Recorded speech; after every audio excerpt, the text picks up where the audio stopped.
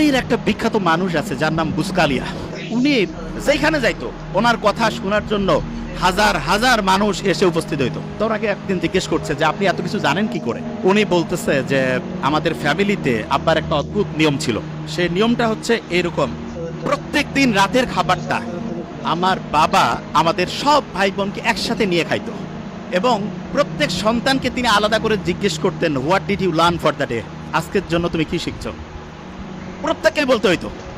একজন যদি ঠিকভাবে বলতে না পারে যে আমি আজকে কিছু শিখি নাই, খাবার টেবিলে খাবার রেডি, এক এক করে সবাই উত্তর দিচ্ছে। একজন বলছে আমি ঠিক আজকে কি যে শিখছি বুঝতেছি না। বাবা বলতো খাবার একটু দেরি হবে, বই নিয়ে আসো, পড়ো,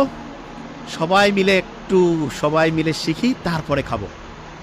তা বুসকালিয়া বলতেছে যে আমরা যখন ছোট ছিলাম আপনার এই অদ্ভুত আচরণে খুব বিরক্ত হইতাম যে কি টর্চার শুরু করছে আমাদের। তা প্রত্যেক দিন বিকালবেলা প্রত্যেক ভাই বোন একজন আরেকজনকে বলতে হয় তুই কি শিখছিস বল। একজন যদি কেউ না শিখে, কারণ ওর জন্য সবারই খাওয়া বন্ধ, ওরে শিখতে হবে তারপরে খাবে, তখন প্রত্যেকেই একদম রেডি বসে সবাই বলা শুরু করে দিছি। এমন হয়েছে একসাথে কয়েকজন তাড়াতাড়ি বলতে হবে, তাড়াতাড়ি খাইতে হবে, ছোট্টবেলায় যেটা হয়। তা আমি অভিভাবকদেরকে বলবো আপনি আপনার সন্তানের জন্য একটা কাজ করেন, জাস্ট ওয়ান। সেটা কি? প্রত্যেক দিন সে কি শিখছে সেটা আপনি শোনার চেষ্টা করেন। প্রত্যেক দিন কি শিখছে সেটা শোনার চেষ্টা করেন। এবং এক্ষেত্রে আমি সবসময় বলি শোনার তো এখন টাইম নাই, টেকনোলজির কিছু ভালো ব্যবহার আছে। ছেলে মেয়ে দূরে পড়ে, কোনো সমস্যা নেই, একটা চমৎকার ডায়েরি তাকে কিনে দেন। ডায়েরিতে বলেন যে প্রত্যেক দিন বাবা তুমি আমাকে ডায়েরিতে এই যে এরকম করে লিখে দিবা, তোমার 30 দিনের জন্য মান্থলি ধরো বরাদ্দ 10,000 টাকা, প্রত্যেক দিনে ডায়েরি লেখার জন্য তুমি 300 টাকা পাবা। মাসে যদি তুমি 20 দিন ডায়েরি জমা দাও 6,000, 4,000 নাই, কিছু করা লাগবে না। ছোট্ট মানুষ তো, সে চিন্তা করবে আমার এই টাকাটার দরকার আছে, ঠিক না? তুমি ডায়েরি লিখে দিবা না, তোমাকে কিছু করতে হবে না, ওকে ফাইন, দেখা যাবে তুমি 4,000 টাকা কম পেয়ে কিভাবে চলো। এবং এটা রেগুলার করতে হবে। আমার ছোট ভাই ওইখানে আছে ডক্টর নোবেল, তারা যখন কলেজে পড়তো আমি ওদেরকে রসুন আর গরুর মাংসে ঝোল দিতাম। আমি মেডিকেলে পড়তাম, তা আমার বন্ধু আমার রুমমেট যারা বলতো দোস্ত তুই এরকম কেন রে, একটু গোস্ত দিবি। আমি বলছি না, এখন গোস্ত খাইলে ভবিষ্যতে গোস্তের কি আকর্ষণ সেটা থাকবে না। এই জন্য অনেকে আছে না সন্তানকে সব কিছু দিয়ে দেয়, মোটেই না।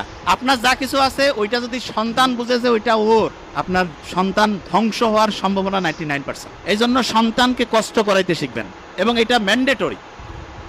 এবং তাকে বুঝাতে হবে যে বাবা তুমি যেই ফ্যাসিলিটি পাচ্ছ এটা হচ্ছে এক্সট্রা, তোমাকে নিজে সব কিছু করে সামনে তোমার হিসাব, তোমার আমল তোমার হবে। আমার এখানে যেটা আছে এটা যে তুমি পাচ্ছ এটা তোমার এক্সট্রা দিচ্ছি তোমাকে। এবং সত্যিকার অর্থে সন্তানকে আমরা যেভাবে মানুষ করবো সেরকম হবে আশা করছি। প্রথম আরেকবার ধরে ফেলি, সবচেয়ে ব্রেইনের জন্য ভালো ওয়েব কোনটা? আলফা। আর্লি মর্নিং কোন ওয়েব তৈরি হয়? নামাজের পরে, কোরআন তেলাওয়াতের পরে। যখন রাত 9টা 10টা থেকে ভোর 3টা, কত ওয়াট? তাহলে আর্লি ঘুমানো সবচেয়ে পারফেক্ট। আর পড়ার জন্য সবচেয়ে সেরা সময় কোনটা? Early morning. আর অন্য সময় বললে কোরআন পড়ি, নামাজ পড়ি, তারপরে 20 মিনিট পড়ি। এবং অভিভাবকদেরকে বলবো প্রত্যেক দিন ডায়েরি রাইটিং ম্যান্ডেটরি করুন। Thank you so much. আসসালামু আলাইকুম।